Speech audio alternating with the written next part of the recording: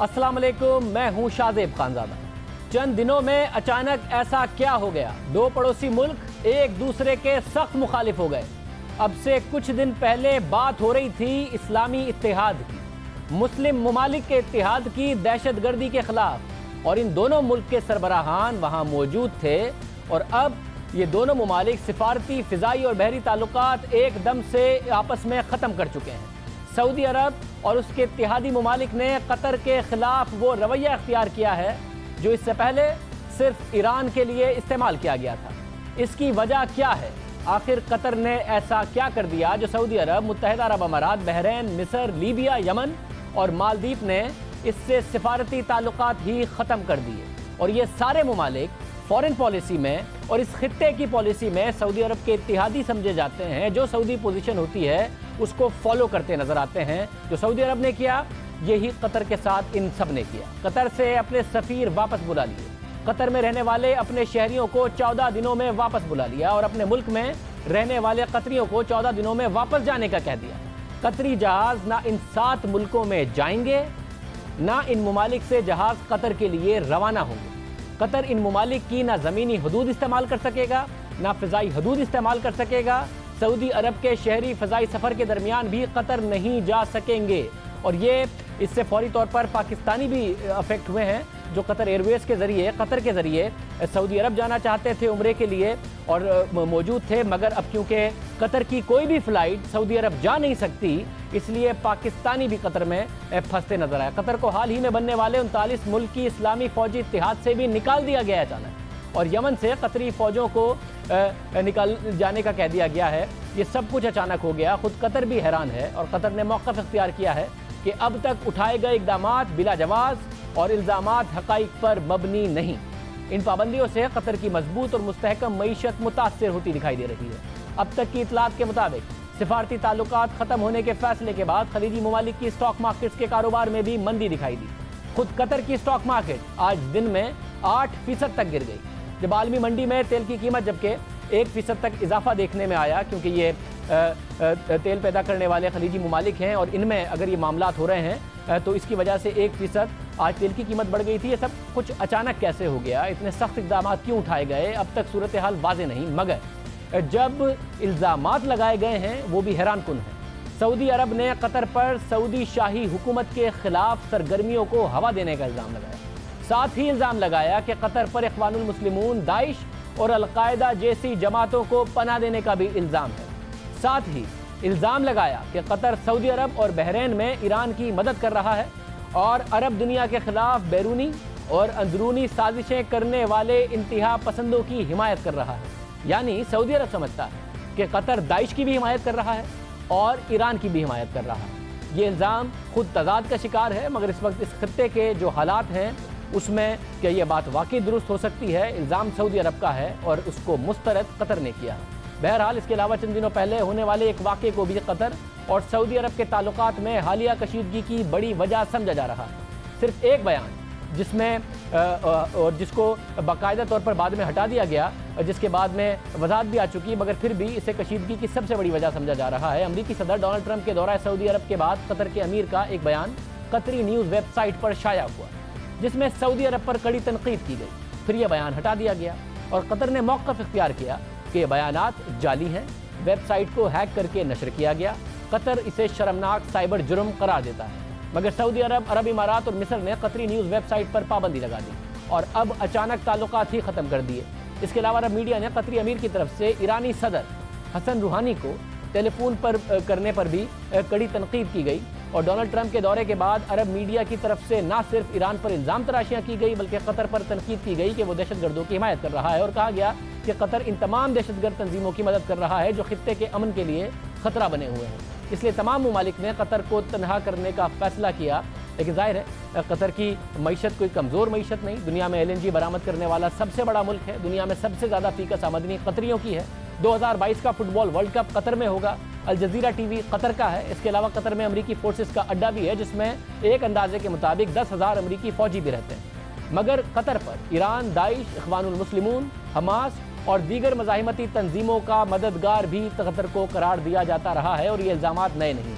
इससे पहले भी कतर पर दहशत गर्दों की हिमायत اور ایران کی مدد کے الزامات لگتے رہے ہیں اور قطر ان کی تردید کرتا رہا ہے، مگر یہ حقیقت ہے کہ جب سعودی عرب کی حمایت سے مصر میں فوج نے اخوان المسلمون کی حکومت کا تختہ الٹا تو سعودی عرب کے موقف کے برخلاف قطر نے اخوان المسلمون کی حمایت کی۔ جہاں ایک طرف سعودی عرب نے تختہ الٹنے پر السیسی کی حمایت کی، انہیں باقاعدہ طور پر مالی امداد بھی فراہم کی، وہیں اخوان المسلمون کی قیادت قطر میں اس وقت بھی ہے اور ساتھ میں اس وقت اس کو سپورٹ بھی کرتے نظر آئے۔ یہ باقاعدہ طور پر سعودی عرب سے الگ پوزیشن لی جب قطر میں مصر میں اقتدار کا تختہ الٹا گیا۔ اسی طرح قطر فلسطین کے موقف کا بھی بڑا حامی رہا ہے۔ حماس کی مرکزی قیادت قطر میں ہے۔ اسی طرح الزام یہ بھی لگتا ہے کہ یمن کے حوثی باغیوں کی قیادت بھی قطر میں ہے۔ اس کے علاوہ قطر ہی وہ واحد ملک ہے جہاں اس وقت بھی طالبان کا دفتر ہے۔ اس کے علاوہ قطر ہی وہ واحد ملک ہے جہاں بعض معاملات پر سعودی عرب کی مخالفت کرتا رہا ہے اور سعودی عرب کے موقف کے خلاف یہ موقف اختیار کرتا رہا ہے۔ بہرحال سعودی عرب اور قطر کے تعلقات کبھی مثالی نہیں رہے، مگر کبھی اتنے کشیدہ بھی نہیں رہے۔ دونوں ملکوں کے درمیان سرحدوں کے معاملے پر کشیدگی رہی۔ 1992 میں قطر سعودی عرب سرحد پر سعودی فورسز کی فائرنگ سے 2 قطری فوجی مارے گئے اور 1 کو گرفتار کر لیا گیا۔ اس واقعے کے بعد دونوں ملکوں کی عارضی کشیدگی آئی، مگر 3 سال پہلے مارچ 2014 میں سعودی عرب، بحرین اور متحدہ عرب امارات نے مشترکہ طور پر قطر پر ان ملکوں کے اندرونی معاملات میں مداخلت کے الزامات لگائے اور قطر سے اپنے سفیر واپس بلا لیے۔ ان تینوں ممالک نے الزام لگایا کہ قطر ریاض میں ہونے والے معاہدے کی پاسداری کرنے میں ناکام رہا ہے۔ قطر کو سمجھانے کی بہت کوشش کی کہ 2013 میں مشترکہ سیکیورٹی کے معاہدے پر عمل درآمد کرے، مگر قطر نے ایسا نہیں کیا۔ اس لیے اپنی سیکیورٹی اور قومی سلامتی کے لیے ضروری ہے کہ قطر سے سفیروں کو واپس بلا لیا جائے۔ یہ موقف اختیار کیا گیا۔ بعد میں سفارتی تعلقات بہتر ہوئے اور تینوں ممالک نے اپنے سفیر واپس بھیج دیے، مگر اب حالیہ کشیدگی اس سے کہیں زیادہ سخت ہے۔ عرب ممالک کی طرف سے اٹھائے گئے اقدامات کے اثرات بہت دور تک جائیں گے۔ قطر غذائی اشیاء سعودی عرب سے درآمد کرتا ہے، اس لیے قطر میں فوڈ سیکیورٹی کا مسئلہ سر اٹھانے کا خدشہ بڑھ گیا ہے۔ سعودی عرب کے اعلان کے بعد قطر کی مارکیٹوں میں رش لگ گیا، سپر سٹورز میں رش لگ گیا اور عوام نے بڑی تعداد میں خریداری کی، کیونکہ قطر کی واحد زمینی سرحد سعودی عرب سے ہی ملتی ہے جو اب بند کر دی گئی۔ اسی طرح قطر میں تعمیرات کا کام تیزی سے جاری ہے۔ یہ کام بھی متاثر ہوگا۔ قطر میں فٹ بال ورلڈ کپ 2022 کے لیے 8 بڑے اسٹیڈیمز اور دیگر عمارتیں بنائی جا رہی ہیں۔ اس کے لیے تعمیراتی سامان بھی سعودی عرب کے ذریعے آ رہا ہے۔ سامان تاخیر سے آیا تو ورلڈ کپ کی تیاریاں نامکمل رہ جائیں گی، جو قطر کے لیے کسی بڑے دھچکے سے کم نہیں۔ سعودی، اماراتی اور بحرین نے اپنے شہریوں کو قطر جانے سے روک دیا اور جو قطر میں ہیں انہیں بھی بلا لیا گیا ہے۔ اگر مصر نے بھی اپنے شہریوں کو واپس بلا لیا تو نہ صرف قطر بلکہ مصر کے لیے بھی مشکل ہو جائے گی، کیونکہ 1,80,000 مصری قطر میں کام کر رہے ہیں۔ اسی طرح ابوظہبی کی سرکاری فضائی کمپنی اتحاد ایئر ویز نے منگل کی صبح سے دوحہ کے لیے تمام پروازیں معطل کرنے کا اعلان کر دیا ہے۔ اتحاد ایئر ویز کی 4 پروازیں روزانہ دوحہ جاتی ہیں۔ اس کے علاوہ دبئی کی فضائی کمپنی ایمریٹس نے بھی اور ساتھ ہی budget airline fly Dubai نے بھی، بحرین کی گلف ایئر اور مصر کی فضائی کمپنیوں کی طرف سے بھی ایسے ہی اعلانات کیے گئے ہیں۔ اب ان ممالک سے نہ کوئی پرواز قطر آئے گی اور نہ ہی قطر سے کوئی پرواز ان ممالک میں آنے جانے کی اجازت دی جائے گی۔ اہم بات یہ ہے کہ یہ ممالک قطر ایئر ویز کو اپنی فضائی حدود استعمال کرنے کی بھی اجازت نہیں دیں گے، یعنی اگر کہیں اور جا رہی ہے فلائٹ تو بھی فضائی حدود ان ممالک کی نہیں استعمال ہو سکتی، جس سے قطر ایئر ویز کے آپریشنز پر گہرے اثرات پڑیں گے، کیونکہ دبئی، ابوظہبی، ریاض اور قاہرہ کے لیے روزانہ درجنوں پروازیں چلتی ہیں، جبکہ بیرون ملک سے رابطے کے لیے بھی فضائی راستے تبدیل کرنے پڑیں گے، جس سے اخراجات بھی بڑھیں گے، جبکہ جو فلائٹ 6 گھنٹے کی ہے وہ 8 گھنٹے تک بڑھ جائے گی۔ یہ تمام ممالک قطر پر سنگین الزامات لگا رہے ہیں، مگر قطر کی وزارت خارجہ نے موقف اختیار کیا کہ سفارتی تعلقات توڑنے کے اقدامات بلا جواز ہیں۔ الزامات حقائق پر مبنی نہیں، یہ فیصلے قطری عوام اور ملک میں مقیم دیگر افراد کی زندگیوں پر اثر انداز نہیں ہوں گے۔ خلیجی ممالک کی کشیدگی نے پاکستان کو نئے امتحان میں ڈال دیا ہے۔ پاکستان کی وزارت خارجہ کو ایک اور امتحان کا سامنا ہے۔ پاکستان 2 دوست ملکوں میں سے کس کا ساتھ دے گا؟ پہلے ہی پاکستان کے لیے ایران اور سعودی عرب میں سے کسی ایک کا انتخاب مشکل بنا ہوا ہے۔ گزشتہ 1 سال سے پاکستان کے لیے یہ مشکل بھی رہی کہ یمن میں کس طریقے سے سعودی عرب کی خواہشات پورا کرتے ہوئے اس جنگ میں ساتھ دے۔ پاکستان نیوٹرل رہا، واضح طور پر ناراضی نظر آنے لگی۔ کچھ بیانات بھی متحدہ عرب امارات کی طرف سے نظر آئے، سعودی عرب کی طرف سے ناراضی کے اشارے دیے گئے۔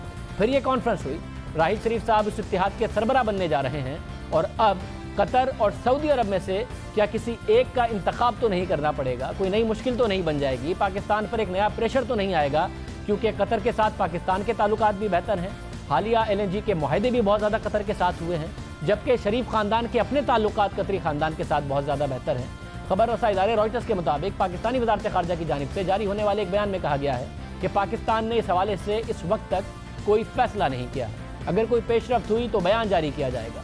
अब जो कुछ मशरिक़ वस्ता में हो रहा है वो न सिर्फ खित्ते पर बल्कि पूरी दुनिया में खासतौर पर पाकिस्तान पर असरअंदाज होगा। और इस वक्त वो सैकड़ों पाकिस्तानी जिन्होंने उम्रे के लिए कतर एयरलाइन के जरिए सफ़र किया, हम बता रहे थे, वो भी फंसे हुए हैं। इसके हवाले से वो वापस आएंगे, किस तरीके से कतर एयरलाइन उनको फैसिलिटेट करेगी। हमने वजारत खारजा से इस हवाले से मौक़िफ़ मालूम करने की कोशिश की तो जवाब यही आया कि जो खबरें मीडिया पर चल रही हैं पाकिस्तान के मौक़िफ़ के हवाले से वो दुरुस्त नहीं है अभी, और जैसे ही पाकिस्तान का जो भी मौक़िफ़ होगा वो बताया जाएगा। हम जानना चाहते थे कि पाकिस्तान इस पोजीशन में कहाँ खड़ा है जहाँ शाम में जंग हो रही थी और बशारुल असद के हवाले से जब इन तमाम ममालिक की एक पोजीशन थी तो पाकिस्तान ने एक अलग पोजीशन इख्तियार करके रखी कि हम इस तरीके से बाय फोर्स किसी को इक़्तिदार छोड़े इसके हामी नहीं हैं। फिर यमन का मामला आया, तब भी पाकिस्तान ने न्यूट्रल पोजीशन इख्तियार की, कोशिश की ईरान और सऊदी अरब की दोस्ती कराने की, कामयाबी नहीं हुई, और ईरान और सऊदी अरब की तरफ से एक दूसरे के बारे में ऐसे रिमार्क्स दिए गए जो और दूरी को ज़ाहिर करने लगे। और अब मामला एक और है, क्या ये पाकिस्तान के लिए इम्तिहान होगा? दफ्तर खारजा से हमने पूछा तो उन्होंने अभी मौक़िफ़ नहीं दिया। क्या पाकिस्तान पर दबाव बढ़ेगा या दबाव बढ़ाया गया है, इस हवाले से भी अभी तक हमें कोई मौक़िफ़ नहीं मिला। प्रोग्राम में ब्रेक शामिल करते हैं, अहम पॉलिटिकल डेवलपमेंट्स हुई हैं वीकेंड पर, इस पर बात करेंगे।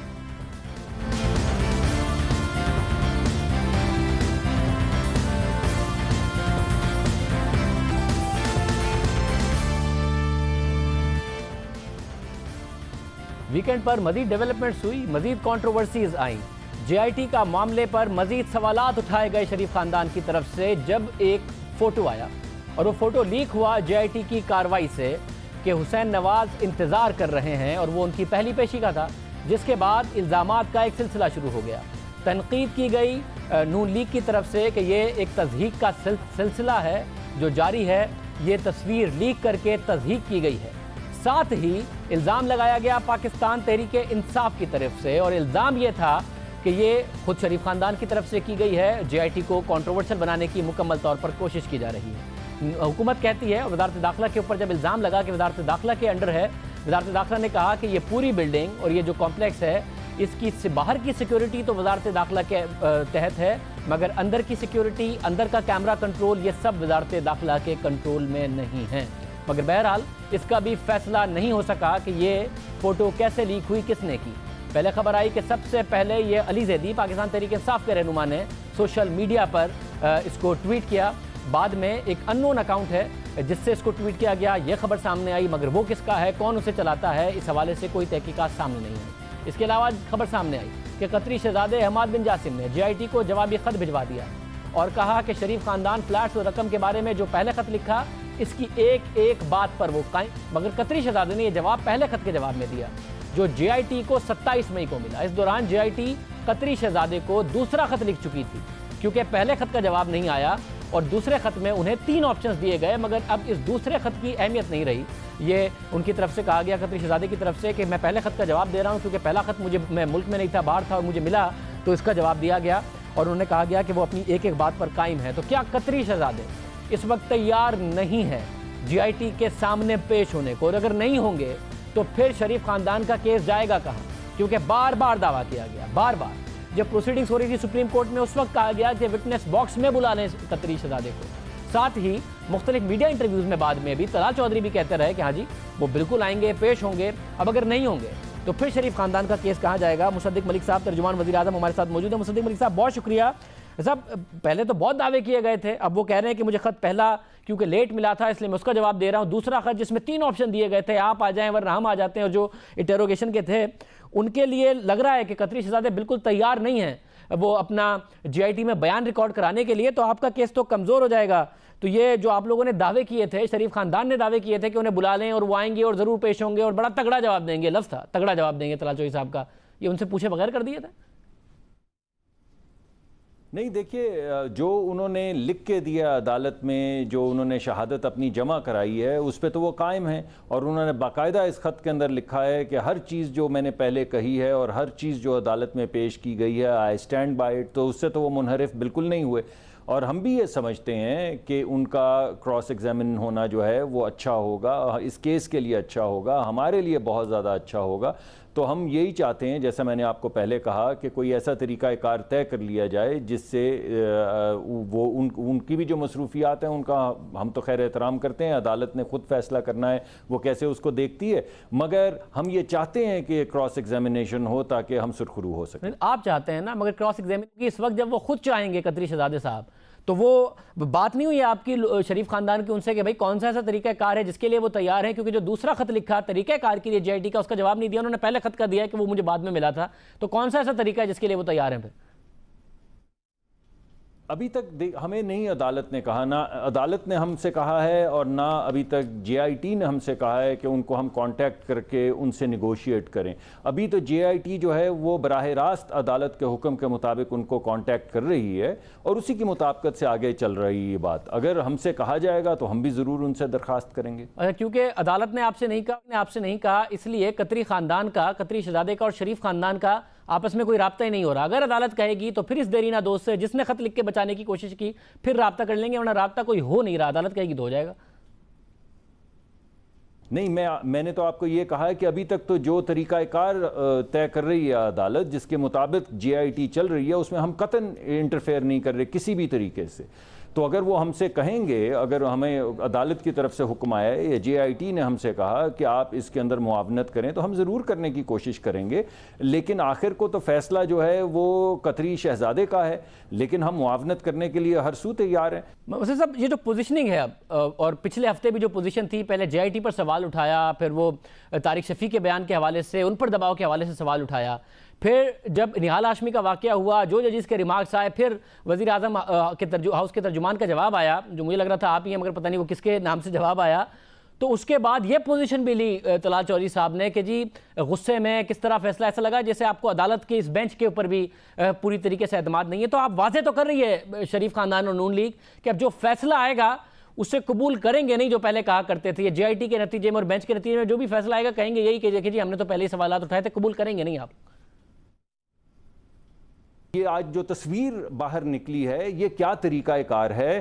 کب ایسا پہلے ہوتا ہے کہ کاروائی جو جے آئی ٹی کی ہو اس کو اس طرح اسٹریٹجکلی لیک کیا جائے تاکہ ایک طرح سے تذلیل ہو اس بندے کی، جو جے آئی ٹی جو ہے، جو انصاف کا متلاشی ہے، آپ اس کی تذلیل کرنے کے اوپر تلے ہوئے ہیں۔ تو ان تمام چیزوں سے جو ہے وہ ایک فضا پیدا ہو رہی ہے جو ہم سمجھتے ہیں کہ جسٹس سرو کرنے کے لیے مناسب فضا نہیں ہے۔ یہ جو لفظ آپ نے استعمال کیا اسٹریٹجک، یہ کیسے ہے؟ یہ تو اس وقت پتا چلے نا کہ جب یہ ڈٹرمن ہو کس نے کی تھی اور کیا مقاصد اچیو کرنے کے لیے کی تھی۔ تحریک انصاف تو آپ پر الزام لگا رہی ہے، آپ کہہ رہے ہیں تصدیق ہو رہی ہے، تو کیسے، کیا اسٹریٹجکلی کیا اچیو کیا جے آئی ٹی نے یہ تصویر لیک کر کے، کیا انہیں حاصل ہوا ہوگا اس سارے معاملے سے؟ نہیں دیکھیے، اگر آپ کی بات صحیح ہوتی تو پھر اس سے پہلے جب شفیع صاحب کو کہا گیا تھا تمہیں جیل میں ڈال دیں گے، تم اپنا ایفیڈیوٹ واپس کرو، تو وہ بھی حکومت کو کہنا چاہیے تھا۔ ایک اور صاحب جن کو کہا گیا کہ یہ کاغذ پڑا ہوا ہے، اس کے اوپر اپنی سٹیٹمنٹ لکھ کے دو پرائم منسٹر کے خلاف اور اس کو سائن کرو، وہ بھی حکومت کو کرنا چاہیے تھا۔ مگر اس میں تصدیق اور تذلیل کیا ہوگی؟ ایک تو یہ تصدیق ہونی چاہیے تھی، اس پر تو آپ لوگوں کا اعتراض درست ہے، نہیں ہونی چاہیے تھی، مگر اس میں کیا تصدیق ہو گئی ہے؟ وزیر اعظم کے بیٹے ہیں، انٹیروگیشن کے لیے گئے ہیں، بیٹھے ہوئے ہیں صحیح طریقے سے، اس کی تصویر لکھو، ایسی کیا تصدیق ہو گئی ہے جس کے اوپر آپ سوال اٹھا رہے ہیں کہ جی بہت تصدیق ہو گئی ہے اور سارے جو ہمارے شک تھے وہ جے آئی ٹی پر صحیح ثابت ہو گئے؟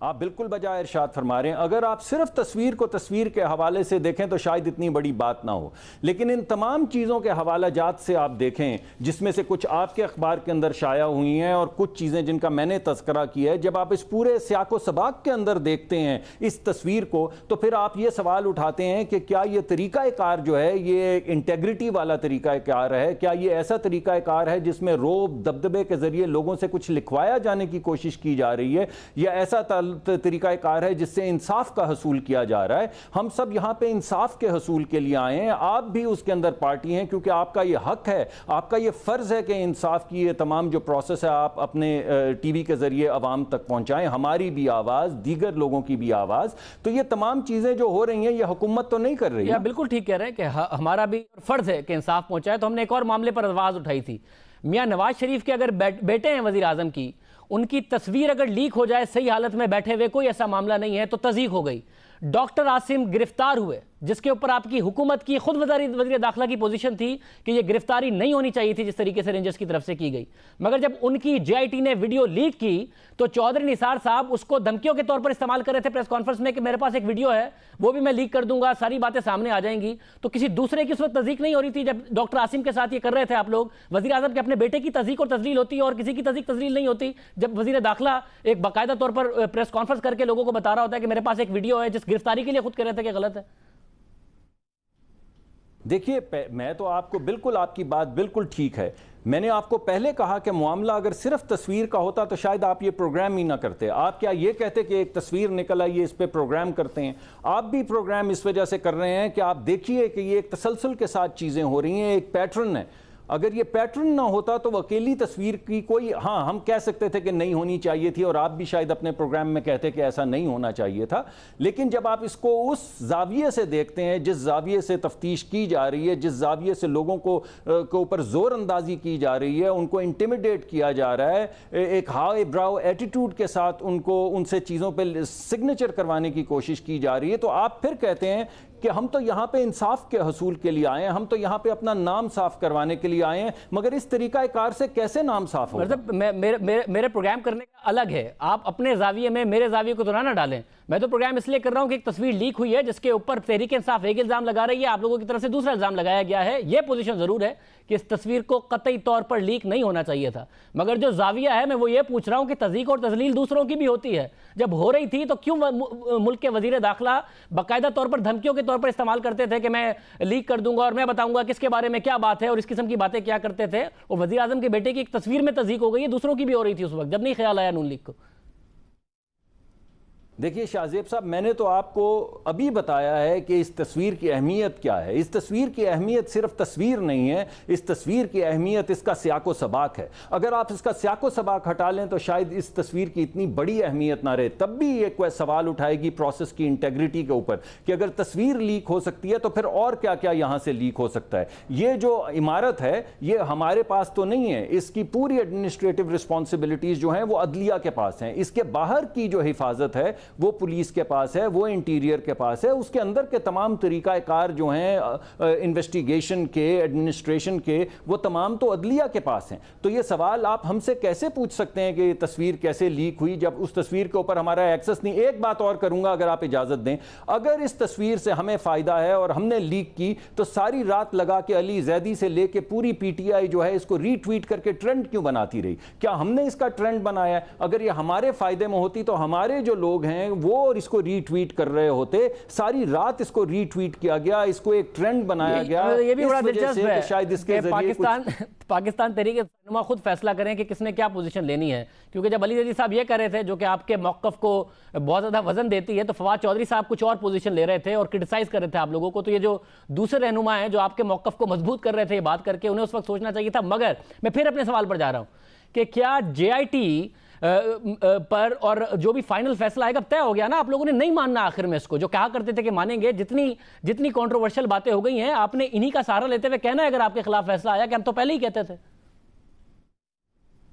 نہیں، دیکھیے ایسا نہیں ہے، ہماری ایک اپیل ہے اور آپ نے دیکھا کہ پچھلی مرتبہ بھی ہم نے اپیل کی عدلیہ سے، اور اس مرتبہ بھی مؤدبانہ اپیل کریں گے عدلیہ سے دوبارہ کہ اس پروسیس کے اندر جو بھی کوئی ایسی چیزیں ہیں جو تاثر تعصب کا یا جانبداری کا دلوا رہی ہیں ان کو ختم کیا جائے۔ وہ ایک دفعہ ختم ہوگی تو کیوں کوئی بھی آواز اٹھائے گا؟ ابھی تو معاملہ شروع ہوا ہے، ابھی تو یہ تفتیش مکمل ہونی ہے۔ ابھی تو ہمارے ساتھ موجود تھے ترجمان وزیر اعظم، اپنا موقف دے رہے تھے اور کہہ رہے تھے کہ ہمارے پاس نہیں ہے سیکیورٹی، خود عدلیہ کے پاس اندر کی ساری سیکیورٹی ہے۔ یہ بات کل وزارت داخلہ کی طرف سے بھی کی گئی کہ باہر کی سیکیورٹی ہمارے پاس ہے، اندر کی سیکیورٹی کیمرہ یہ جوڈیشل کمپلیکس کی نہیں ہے وزارت داخلہ کے پاس۔ ظاہر ہے اس کا بھی کاؤنٹر ورژن عدلیہ کی طرف سے نہیں آیا کہ ایسا ہے یا غلط بیانی ہو رہی ہے، اور اگر ایسا ہے کہ حکومت کے پاس نہیں ہے تو یہ ڈٹرمن ہونا ظاہر لازمی ہے کہ یہ تصویر کو لیک نہیں ہونا چاہیے تھا۔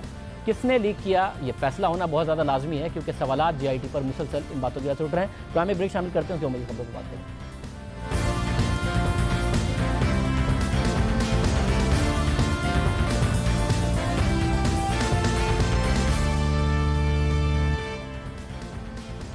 ہفتے کو لندن میں ایک اور حملہ ہو گیا۔ لندن برج اور مارکیٹ میں 3 حملہ آوروں نے گاڑی لوگوں پر چڑھا کر چاقو کے وار کر کے 7 افراد کو ہلاک۔ اور 48 کو زخمی کر دیا اور پولیس نے دونوں حملہ آوروں کو موقع پر ہی ہلاک کر دیا تھا۔ اب سے کچھ دیر پہلے حملہ آوروں کی شناخت ظاہر کر دی گئی۔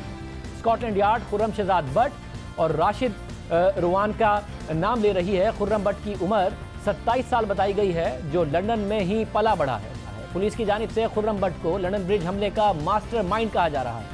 برطانوی میڈیا کے مطابق دونوں ملزمان کا تعلق شمالی لندن کے علاقے واکنگ سے ہے اور خرم بٹ کے حوالے سے میٹروپولیٹن پولیس کا کہنا ہے کہ خرم بٹ برطانوی شہری ہے لیکن اس کا تعلق پاکستان سے ہے۔ اس حوالے سے مزید جانیں گے، نمائندے مرزا علی شاہ ہمارے ساتھ موجود ہیں۔ مرزا بہت شکریہ۔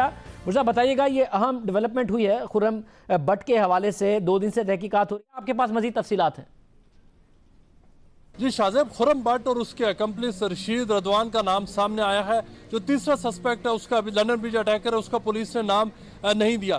شاہزیب، یہ وہی خرم بٹ ہے جس کے فلیٹ کے باہر ہم کل پہنچ گئے تھے، وہاں سے ہم نے رپورٹنگ کی تھی، لیکن پولیس کی ریکویسٹ پر ہم نے اس کا نام ظاہر نہیں کیا تھا۔ اب اسکاٹ لینڈ یارڈ تصدیق کر رہی ہے کہ خرم بٹ رنگ لیڈر تھا، ایسٹ لندن کا رہائشی تھا، بارکنگ کا۔ یہ بھی پولیس اس بات کی تصدیق کر رہی ہے کہ اس کے بارے میں پتا تھا پولیس کو کہ یہ انتہائی ایکسٹریمسٹ نظریات رکھتا ہے، دہشت گردی کی تعلیم دیتا ہے، لیکن پولیس کو یہ شبہ نہیں تھا، ان کو یہ انٹیلیجنس نہیں تھی کہ یہ آپریشن بھی لانچ کر سکتا ہے۔ یہ میڈیا رپورٹ سامنے آئی ہے کہ اس کا خرم بٹ کا تعلق پاکستان سے تھا، اس کے والدین پاکستان سے آئے ہوئے تھے، لیکن جو وہ وہاں پر نیبرز اور ایون کے جو سیکیورٹیز رہے ہیں وہ اس بات کی تصدیق کرتے ہیں کہ خرم بٹ کی جتنی بھی جو ایکسٹریمسٹ اس کی جو نرچرنگ ہوئی تھی، گرومنگ اس کی ہوئی تھی اور جو ریڈیکلائز ہوا تھا وہ لوکل ہوا تھا، آن لائن ہوا تھا، یوٹیوب پہ وہ ویڈیوز دیکھا کرتا تھا۔ اور ہم نے اس کو دیکھا ہے یہاں پر مختلف جو ریجنٹس پارک جو ماسک ہے اس کے باہر اس کو دیکھا، وہ ایسٹ لندن کے ایریاز میں باقاعدہ سٹال لگا کر شاہزیب یہ لوگ تبلیغ کیا کرتے تھے کالے جھنڈے لے کر۔ پولیس کو ان کے بارے میں مکمل اطلاعات تھیں، لیکن پولیس کو تھا کہ یہ صرف انتہا پسندانہ نظریات رکھتے ہیں، دہشت گردی کی واردات نہیں کر سکتے۔ لیکن اس کے بعد اس نے پورا رنگ بنایا، پوری وین وہاں سے ہائر کی اور بتایا، یہ بھی کہا جا رہا ہے کہ اس نے وہاں پہ ایک سیلیبریٹری پارٹی بھی رکھی جہاں اس نے کہا کہ میں اس دنیا سے جا رہا ہوں، اور اس کے بعد لندن اٹیک ہو گیا۔ یہ بہت بڑی ڈیولپمنٹ اس حوالے سے ہے کہ جنرل الیکشنز آ رہے ہیں چند دنوں کے بعد اور اتنا بڑا پلاٹ سامنے آیا ہے جس نے اس پورے ملک کو ہلا کر رکھ دیا ہے۔ بہت شکریہ۔ مرزا علی شاہ بتا رہے تھے اس کے والدین کا تعلق پاکستان سے تھا، مگر جتنا بھی اس کا جو اس نے دیکھا اور انتہا پسندی کی باتیں دیکھیں وہ ساری کی ساری آن لائن انٹرنیٹ سے ساری باتیں سمجھی، اور ظاہر سوال اٹھ رہا ہے، برطانوی نظام کے اپنے اوپر سوال اٹھ رہا ہے کہ یہ بھی خطرہ موجود تھا کہ ایک اور اٹیک ہو سکتا ہے، پھر ساتھ میں اس کو پہلے کیوں نہیں پکڑا گیا اگر اس کی سرویلنس میں تھا، اور ساتھ پوری ایکٹیویٹیز کر کے اور فیئرویل کر کے اس نے اس طریقے سے حملہ کیا۔ پروگرام میں آگے بڑھتے ہیں، بات کرتے ہیں 13 اپریل کو مردان کی ولی خان یونیورسٹی میں توہین مذہب کے نام پر جو کچھ ہوا، اس نے انسانیت کے سر جھکا دی۔ وشال خان جیسے ذہین طالب علم کو اس کے اپنے تعلیمی اداروں کے ساتھیوں اور انتظامیہ نے توہین مذہب کا الزام لگا کر انتہائی بے رحمی سے قتل کر دیا، لیکن جوائنٹ انویسٹیگیشن ٹیم نے مردان کے اس ہونہار طالب علم پر نہ صرف توہین مذہب کا الزام مسترد کر دیا بلکہ مشال کے قتل کو سوچی سمجھی سازش قرار دیا گیا ہے، جس کی پلاننگ اس کے اپنے قتل سے 1 مہینے پہلے کی گئی۔ مشال قتل کیس کی جی آئی ٹی نے اپنی رپورٹ مکمل کر لی ہے، جس میں بتایا گیا ہے کہ یہ معاملہ توہین مذہب کا نہیں بلکہ یونیورسٹی کے معاملات میں کرپشن اور بد انتظامی کا ہے، جس کے خلاف مشال نے آواز بلند کی تو اسے راستے سے ہٹانے کی منصوبہ بندی کی گئی۔ ساتھ ساتھ یونیورسٹی میں ہونے والی سیاسی تنظیمیں اور سیاست میں بھی جو مشال ہے انہیں پسند نہیں تھا وہ، اور اس لیے انہوں نے بھی اس پلاننگ میں پورا حصہ لیا۔ اس جی آئی ٹی رپورٹ میں کئی اہم معاملات ہیں جنہیں آج ہم آپ کے سامنے لائیں گے، مگر اس کے علاوہ جو جی آئی ٹی رپورٹ میں نہیں ہے وہ آپ کو اندر کی کہانی بتاتے ہیں۔ ذرائع کے مطابق جی آئی ٹی نے مشال خان کیس میں توہین مذہب کے حوالے سے ملزمان سے 3 سوالات پوچھے تھے۔ تمام 57 گرفتار ملزمان سے یہ سوالات ایک ایک کر کے پوچھے گئے۔ پہلا سوال یہ تھا کہ کیا توہین آپ کے سامنے کی گئی؟ کیا کوئی توہین مذہب آپ کے سامنے ہوئی؟ جواب ملا کہ توہین ہمارے سامنے نہیں کی گئی، نہ ہی اس کے ثبوت ہیں۔ جب ثبوت مانگا گیا، یہ تمام 57 لوگوں سے سوال کیا گیا۔ دوسرا سوال پوچھا گیا کہ کس طرح کی توہین کی گئی جس کی بنیاد پر آپ نے اتنے اشتعال میں یہ سب کیا؟ کیا مذہب، نبی پاک صلی اللہ علیہ وآلہ وسلم، انبیاء کرام، دوسرے انبیاء کرام یا صحابہ کرام کے خلاف کوئی گستاخی کی گئی؟ جس پر ملزمان نے کہا کہ ایسی کوئی بات تو نہیں سنی، مگر مشال فضول باتیں بہت کرتا تھا۔ तीसरा सवाल जो तमाम 57 लोगों से पूछा गया वो ये कि फेसबुक पर तौहीन मजहब क्या आप लोगों ने देखी, जो ये इल्ज़ाम लग रहा है कि सोशल मीडिया पर वो ये बातें करता था। तो इस पर मालूम हुआ कि जो लोग मिशाल खान के कत्ल में मुलव्विस हैं उनमें से तो बड़ी तादाद मकतूल के फेसबुक प्रोफाइल पर एडेड ही नहीं थी, वो मौजूद ही नहीं थी, और उनका कहना था कि वो हर किसी को ऐड किया ही नहीं करता था। JIT ने 57 मुल्जिमान से तहकीकात की, जिनमें से एक ने भी मिशाल खान पर तौहीन मजहब की तस्दीक नहीं की कि उसके सामने हुआ या उसके पास कोई सबूत मौजूद है। यहाँ तक कि मरकजी मुल्जिम इमरान अली, जिसने मिशाल को गोलियां मारी, वो भी इस हवाले से कोई वाज़ेह सबूत दे सका ना जवाब, बल्कि उसने कहा कि 1 साल पहले उसने मिशाल के मुंह से कोई ऐसी बात सुनी थी, और जब JIT अरकान ने उससे पूछा कि 1 साल फिर आप क्या करते रहे, तो कोई जवाब नहीं दिया। JIT ने अपनी रिपोर्ट में पुलिस किरदार पर भी सवाल उठाए हैं। रिपोर्ट में पूछा गया कि पुलिस ने बरवक्त क्यों नहीं की, जबकि गफलत के मुर्तकिब अफसरान और एहलकारों की निशानदही करके कार्रवाई की सिफारिश भी की गई है। ज़राए के मुताबिक पुलिस की जानिब से भी दबाव डाला जा रहा है। ज़राए का कहना है कि मिशाल की पोस्टमार्टम रिपोर्ट और इमरान अली के एतराफ़ी बयान में तजाद है। इमरान अली का कहना है कि उसने मिशाल को पीछे से गोलियां मारी, जबकि पोस्टमार्टम रिपोर्ट में लिखा गया है कि गोलियां आगे से मारी गई। और जो एंट्री और एग्जिट है उसमें कहा गया है कि जो गोली दाखिल हुई वो सामने से हुई। JIT के मुताबिक जो ज़राए बताते हैं कि ऐसे मामले में जो केस है वो कमज़ोर हो सकता है अगर मुल्ज़िम अदालत के सामने कह दे कि मुझसे ज़बरदस्ती बयान लिया गया है, और जो पुलिस की रिपोर्ट है वो कुछ और कह रही हो, JIT का बयान कुछ और कह रहा हो। ये भी बात है कि जब तलबा को मुश्तिल देखकर जामिया के chief security officer journalism department पहुंचे थे तो उन्होंने पुलिस को तलब किया था, जिस पर DSP हैदर सादा लिबास में 2 एहलकारों के साथ वहां पहुंचे। अब ज़राए के मुताबिक पुलिस अफसर किसी तैयारी के बगैर आए थे। DSP हैदर ने मुश्तहिद तलबा से मिशाल के दोस्त अब्दुल्ला को बचा लिया। ये बात दुरुस्त है, JIT के लोग इस बात की तस्दीक करते हैं, लेकिन ज़राए के मुताबिक इस मौके पर मिशाल के दोस्त हम्माद ने बताया कि इसने मिशाल को अपने कमरे में छुपाया हुआ है और DSP से आके कहा कि आप उसे बचा लें, वो मेरे कमरे में छुपा हुआ है, वरना ये लोग उसे मार देंगे। लेकिन DSP हैदर ने इस बात को अहमियत नहीं दी, बल्कि वो एडमिन ब्लॉक में सूरत हाल पर होने वाली मीटिंग में चले गए। ना ही उन्होंने वायरलेस करके नफरी बुलाई, कोई इमरजेंसी इकदाम किए, ना इमरजेंसी पुलिस बुलाई, कुछ ऐसा नहीं किया। इस मौके पर अगर वो चाहते तो मिशाल की ज़िंदगी बचाई जा सकती थी, ज़राए कहते हैं। JIT के मुताबिक गिरफ्तार मरकजी मुल्जिम इमरान अली ने मजिस्ट्रेट के सामने इतराफ़ जुर्म कर लिया है, और ज़राए के मुताबिक इमरान अली का ताल्लुक कलदम तंजीम जैश मोहम्मद से है और वो अस्करी ट्रेनिंग ले चुका है। जिसने मिशाल पर गोली चलाई उसका ताल्लुक रहा है इस तंजीम से, और वो अस्करी ट्रेनिंग भी ले चुका है। और जब उससे पूछा गया कि कौन कौन से हथियार इस्तेमाल कर लेते हो, तो उसने कहा कि फ़ौजी टैंक के अलावा हर तरह का हथियार चला सकता हूँ। जबकि मिशाल कत्ल केस का दूसरा मरकजी मुल्जिम पाकिस्तान तहरीक इंसाफ के तहसील काउंसलर आरिफ अभी तक मफरूर है, उसे पुलिस अभी तक गिरफ्तार नहीं कर सकी। खैबर पख्तूनख्वा की JIT रिपोर्ट के मुताबिक मिशाल का कत्ल कोई जज्बाती रद्द अमल नहीं बल्कि सोची समझी साजिश थी, जिसकी प्लानिंग कत्ल से 1 माह पहले की गई। यूनिवर्सिटी एम्प्लॉयज़ यूनियन के सदर अजमल मयार ने तहकीकात के दौरान बताया कि वाक़े से 1 माह कबल PSF का सदर साबिर मयार और यूनिवर्सिटी का मुलाजिम असद काटलिंग उसके दफ्तर आए। दोनों ने कहा कि मिशाल खान पार्टी के लिए नुकसानदेह है, इसलिए इसे रास्ते से हटाना है। अहम बात यह है कि मिशाल खान के कत्ल के बाद से साबिर मयार और असद दोनों ही रूपोश हैं, उन्हें भी अभी तक पुलिस नहीं गिरफ्तार कर सकी। जबकि इस केस का अहम मुल्जिम आरिफ, जो पाकिस्तान तहरीक इंसाफ का तहसील काउंसलर भी है, वो भी मफरूर है, जिसकी वीडियो भी आ चुकी है, वो भी अभी तक नहीं पकड़ा गया। रिपोर्ट के मुताबिक वाक़े के दिन मुश्तहिद तलबा का ग्रुप प्रोफेसर ज़ियाउल्लाह हमदर्द के कमरे में पहुंचा और उनके मोबाइल पर आने वाले मिशाल का मैसेज पढ़कर हॉस्टल नंबर 1 के कमरा नंबर 105 में पहुंच गया, जहां दरवाजे तोड़कर मिशाल को बाहर निकालकर उस पर तशद्दुद किया गया।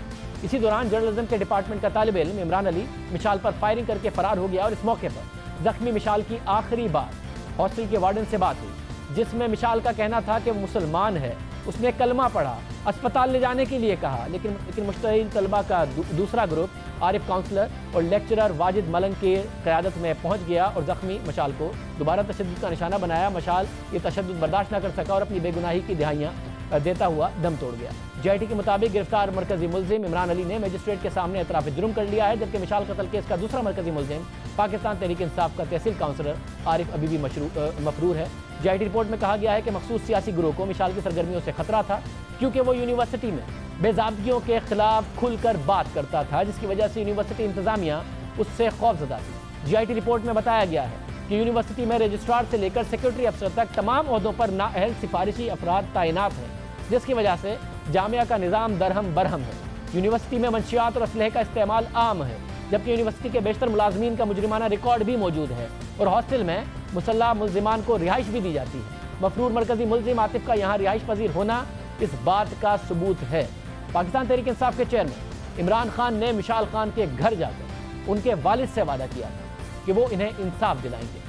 अब ये खैबर पख्तूनख्वा में कायम पाकिस्तान तहरीक इंसाफ की हुकूमत की जिम्मेदारी है कि वो JIT रिपोर्ट पर अमल दरामद यकीनी बनाएं, जिम्मेदारों को अंजाम तक पहुंचाएं, जो मफरूर काउंसलर है PTI का उसे गिरफ्तार कराएं ताकि आइंदा कभी मजहब को अपने मकासद के लिए कोई इस्तेमाल ना कर सके। अब अहम बात यह है कि JIT के लोग ये भी कहते रहे कि पुलिस की तरफ से बड़ा दबाव था कि इस मामले की तहकीकात पुलिस की नाअहली की तरफ और गफलत की तरफ ना जाएं, तो फिर इमरान खान इस बात को यकीनी बनाएं कि मिशाल खान के मर्डर में होने वाली तहकीकात को इम्पैक्ट ना हो, उसके ऊपर कोई मनफी असर पुलिस का ना पड़े, तो इस तहकीकात को खुद खैबर पख्तूनख्वा की पुलिस से बचाएं।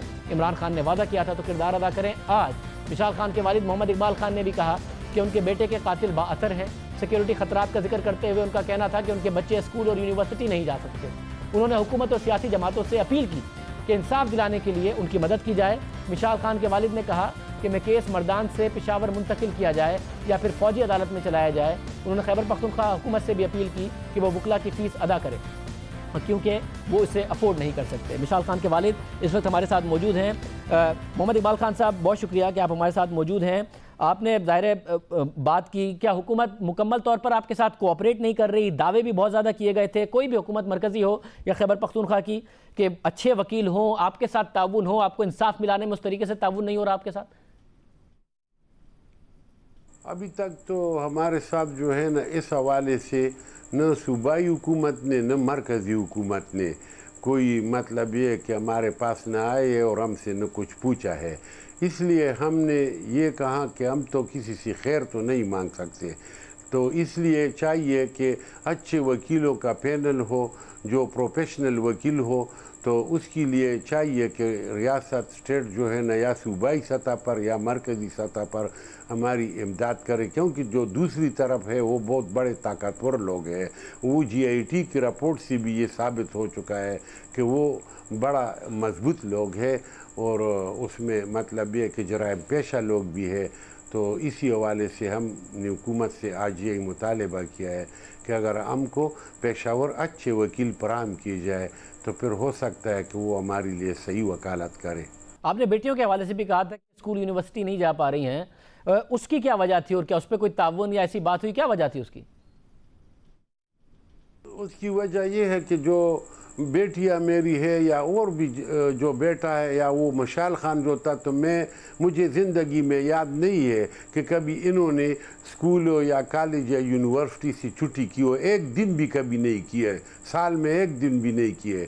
लेकिन जब से मिशाल खान का ये वाक़या हुआ है या उसका जो बेईमाना कत्ल हुआ है 13 अप्रैल से, तो उस दिन से जो है ना मेरे बेटियां जो है ना वो स्कूल और यूनिवर्सिटी में नहीं गई है। तो बड़े अफसोस की बात है, कभी छुट्टी नहीं की थी और वो नहीं जा पा रही हैं। आपने बात भी की और इल्तिजा भी की थी, तो कुछ नहीं हुआ। आपने सुप्रीम कोर्ट के आगे भी मामला रखा था, कोई हुकूमत ने कोई आपसे कांटेक्ट नहीं किया आपकी बच्चियों की पढ़ाई के लिए, जिनके लिए मुश्किल हो गया, कोई ताउन नहीं किया?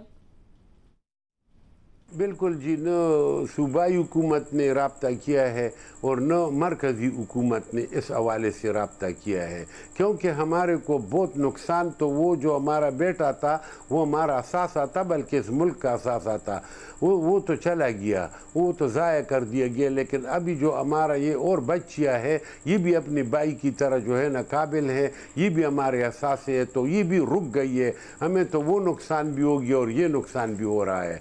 तो इसी वजह से सूबाई हुकूमत ने या मरकज़ी हुकूमत ने अभी तक हमसे ये रब्ता नहीं किया है। अलबत्ता पिछले दफ़ा जब सुप्रीम कोर्ट ऑफ पाकिस्तान मैंने ये चीफ जस्टिस साहब के सामने बात की, तो उसको भी बहुत बड़ा अफसोस हुआ इस बात पर, और उसने यही कहा कि जो सुप्रीम कोर्ट के साथ इंसानी हुकूक का जो कोई तंजीम है, आप उसको दरख्वास्त दें तो फिर जो है ना इस पर हम गौर कर लेंगे। चीफ जस्टिस साहब ने हमें ये कहा है गौर करने की। मोहम्मद इकबाल खान साहब वालिद मिशाल खान मौजूद थे। ज़ाहिर अफसोस का मकाम है, सबको एक ही JIT की पड़ी है।